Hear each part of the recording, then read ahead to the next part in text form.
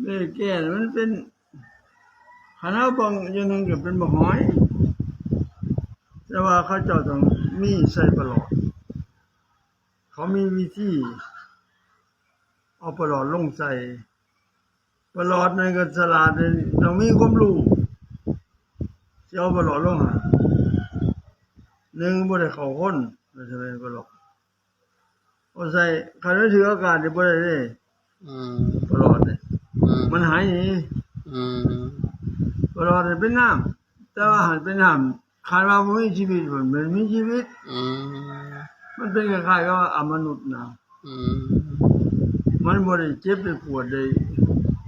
ร้องไห้อิหยังอืมแต่ว่าประหลอดนี่มันก็ประกันกันพูดผีปีศาจอืม